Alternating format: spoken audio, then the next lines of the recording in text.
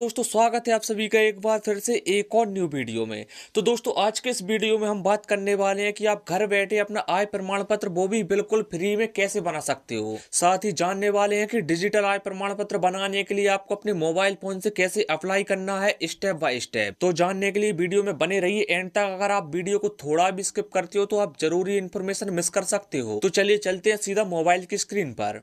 तो दोस्तों आय प्रमाण पत्र के लिए अप्लाई करने के लिए सबसे पहले आ जाइए अपने मोबाइल की स्क्रीन पर और गूगल में टाइप कीजिए ई डिस्ट्रिक्ट। जैसे ही आप टाइप करोगे तो सबसे ऊपर आपको ई डिस्ट्रिक्ट की ऑफिशियल साइट देखने को मिल जाएगी। जैसे ही आप इस पोर्टल को ओपन करते हो तो आपके सामने कुछ इस प्रकार का इंटरफेस देखने के लिए मिल जाएगा। अब अगर आप इस पोर्टल पर पहली बार आए हो तो सबसे पहले आपको इस पोर्टल पर रजिस्ट्रेशन करना होगा, उसके बाद आगे का प्रोसेस होगा। तो चलिए रजिस्ट्रेशन करने के लिए सबसे पहले आपको यहाँ पर सबसे ऊपर नागरिक पंजीयन का एक ऑप्शन दिख रहा है, इस पर क्लिक कर देना है। जैसे ही क्लिक करते हो तो रजिस्ट्रेशन करने का फॉर्म आपके सामने ओपन हो जाएगा। अब यहाँ सबसे ऊपर आपको अपना नाम फिल कर देना है, उसके बाद जस्ट इसके सामने आपको अपना जेंडर फिल कर देना है। जेंडर के बाद आपको मोबाइल नंबर, ईमेल आईडी और एक अच्छा सा पासवर्ड बना लेना है। और इसके बाद कैप्चा कोड यहाँ फिल करने के बाद अपना मोबाइल नंबर वेरीफाई करने के लिए क्लिक करें पर क्लिक कर देना है। सारी जानकारी सही से फिल करने के बाद जैसे ही आप वेरीफाई पर क्लिक करोगे तो आपका रजिस्ट्रेशन कंप्लीट हो जाएगा। इसके बाद अब आपको कुछ नहीं करना, बस लॉगिन पर क्लिक कर देना है। जैसे ही आप लॉगिन पर क्लिक करते हो तो आपके सामने इस प्रकार का इंटरफेस ओपन हो जाएगा। अब यहाँ आपको अपना मोबाइल नंबर डालना है और जो आपने जो पासवर्ड क्रिएट करा था वो पासवर्ड डालना है और कैप्चा कोड डालने के बाद लॉगिन पर क्लिक कर देना है। चलिए मैं अपनी जानकारी जल्दी से फिल कर लेता हूँ, उसके बाद आगे बढ़ते हैं। मोबाइल नंबर, पासवर्ड और कैप्चा कोड डालने के बाद अब आपको लॉगिन पर क्लिक कर देना है। जैसे ही आप लॉगिन पर क्लिक करोगे तो आप इस पोर्टल पर लॉगिन हो जाओगे और आपके सामने कुछ इस प्रकार का इंटरफेस देखने को मिल जाएगा। अब यहाँ हमें बीच वाले ऑप्शन पर क्लिक कर देना है। जैसे ही आप क्लिक करते हो तो आपके सामने कुछ इस प्रकार का इंटरफेस ओपन हो जाएगा। ध्यान दीजिए, आप इस पोर्टल से आय प्रमाण पत्र के अलावा भी बहुत सारी चीजें बना सकते हैं, जैसे कि आप मूल निवासी, जाति प्रमाण पत्र, आय प्रमाण पत्र और भी कई सारी चीजें जिनकी लिस्ट यहाँ पर आपको दी हुई है, सबके लिए अप्लाई कर पाएंगे। फिलहाल हमें आय प्रमाण पत्र बनाना है तो यहाँ दूसरे नंबर वाले ऑप्शन पर हम यहाँ पर क्लिक कर देंगे। जैसे ही आप क्लिक करोगे तो आपके सामने कुछ इस प्रकार का इंटरफेस ओपन हो जाएगा। अब यहाँ हमें आवेदन शुल्क संबंधी जानकारी दी गई है, यानी कि अगर आप लोक सेवा, एमपी ऑनलाइन या फिर सीएससी आईडी से अप्लाई करोगे तो आपको 20 रुपए का चार्ज देना होगा। तो यहाँ हमें सबसे नीचे ऑनलाइन वाले ऑप्शन के सामने अप्लाई पर क्लिक कर देना है। जैसे ही आप अप्लाई पर क्लिक करते हो तो आपके सामने एक पॉपअप विंडो ओपन हो जाएगा, आप इस पर ओके कर दीजिए। अब यहाँ हमें अपनी पूरी जानकारी सही से फिल करनी होगी। यह जानकारी फिल करने के लिए हमें 3 ऑप्शन मिलेंगे। पहला सामान्य जानकारी, दूसरा संपर्क हेतु जानकारी और तीसरा अन्य जरूरी जानकारी। हमें इन तीनों बॉक्सेस को बारी बारी से फिल कर लेना है। सबसे पहले हम सामान्य जानकारी फिल कर लेंगे। तो यहाँ आपको अपना नाम, पिता का नाम, जेंडर और अपना मैरिटल स्टेटस, आप सिंगल हैं या मैरिड हैं वो आपको सिलेक्ट कर लेना है। उसके बाद आपको अपनी कास्ट सिलेक्ट कर लेनी है, आप ओबीसी में आते हो या एससी एसटी में आते हो वो आपको यहाँ सिलेक्ट कर लेना है। और अपने आधार कार्ड के हिसाब से यहाँ आपको डेट ऑफ बर्थ फिल कर देनी है। और उसके बाद हमें बीच वाले ऑप्शन यानी कि संपर्क हेतु जानकारी पर क्लिक कर देना है।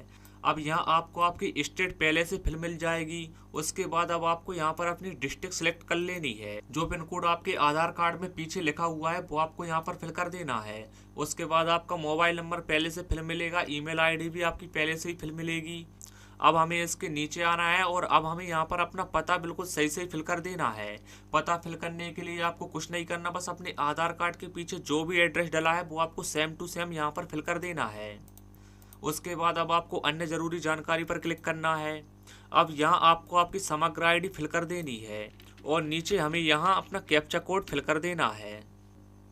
ध्यान रहे यहाँ आपको फोटो अपलोड करना जरूरी है। अगर आप फोटो अपलोड नहीं करोगे तो आप आगे नहीं बढ़ पाओगे। तो फोटो अपलोड करने के लिए हम यहाँ पर चूज फाइल पर क्लिक कर देना है और फोटो सिलेक्ट करने के बाद आप यहाँ अपलोड पर क्लिक करोगे तो आपका फोटो अपलोड हो जाएगा। और ध्यान रहे आपकी फोटो की साइज 50 KB से कम की होनी चाहिए। तीनों कॉलम्स की जानकारी सही से फिल करने के बाद अब आपको यहाँ पर जानकारी सुरक्षित करें पर क्लिक कर देना है। जैसे ही आप क्लिक करते हो तो आपके सामने आय प्रमाण पत्र जारी करने का फॉर्म ओपन हो जाएगा। अब इस फॉर्म को आपको फिल कर लेना है, उसके बाद सबमिट पर क्लिक करना है। तो चलिए हम फॉर्म को फिल कर लेते हैं। सबसे पहले हमें यहाँ अपना आधार कार्ड डालना है और आधार कार्ड डालने के बाद गेट ओटीपी पर क्लिक कर देना है। अब यहाँ आपके आधार से रजिस्टर्ड मोबाइल नंबर पर एक ओटीपी गया होगा, वो आपको यहाँ पर डालना है और वेरीफाई पर क्लिक कर देना है। वेरीफाई पर क्लिक करोगे तो ये रिफ्रेश होगा। रिफ्रेश होने के बाद आपके सामने आपका ये फॉर्म फिर से खुलकर आ जाएगा। अब इस फॉर्म में आपका मोबाइल नंबर, एड्रेस वगैरह अपने आप फिल हो जाएगा और बाकी के जो खाली बॉक्सेस हैं उनको आपको एक एक करके ध्यान से भरना है। अब उसके बाद हमें नीचे आना है और नीचे हमें सेवा प्रदायकर्ता अधिकारी से संबंधित जानकारी यहाँ पर फिल करनी है। यानी कि यहाँ सबसे ऊपर हमें अपना जिला सिलेक्ट कर लेना है। अब आपको यहाँ पर तहसील का ऑप्शन मिलेगा, तो आपको यहाँ पर अपनी तहसील सिलेक्ट कर लेनी है। उसके बाद आपको क्षेत्र वाले ऑप्शन में आप ग्रामीण या शहरी क्षेत्र से हो वो आपको सिलेक्ट कर लेना है। अब यहाँ ग्राम और शहर वाले ऑप्शन में अब आपको यहाँ पर अपने गांव का नाम सही से यहाँ पर देख लेना है। उसके बाद अब हमें नीचे आना है और हमें यहाँ ऑप्शन मिलेगा परिवार की वार्षिक आय। अब यहाँ हमें अपनी आय बतानी है कि हमारे परिवार की कितनी आय है। तो यहाँ पर आप अपने हिसाब से अपनी आय सिलेक्ट कर सकते हो। मेरे केस में मैं यहाँ पर 50,000 सिलेक्ट कर लूंगा। अब यहाँ हमें दूसरे नंबर पर ये पूछ रहा है कि क्या आपके पास इससे पहले कोई आय प्रमाण पत्र है। अगर आपके पास है तो हाँ कीजिए, नहीं है तो आपको यहाँ पर नहीं करना है। अगर आप यहाँ हाँ सिलेक्ट करते हो तो आपको यहाँ अपने आय प्रमाण पत्र का नंबर देना होगा। अगर आपके पास नहीं है तो आपको नहीं पर क्लिक कर देना है।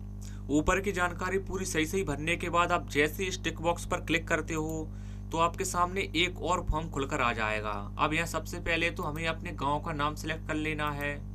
अब यहाँ आपको अपनी आय से संबंधित जानकारी फिल करनी है। अब यहाँ आपसे बोल रहा है कि मैं इस गांव में और इस पोस्ट में निवास करता हूँ। मेरे नाम से ग्राम यानी कि आपके गांव का नाम यहाँ पर फिल करना है। मैं हेक्टेयर एकड़ भूमि है जिससे मुझे रुपए।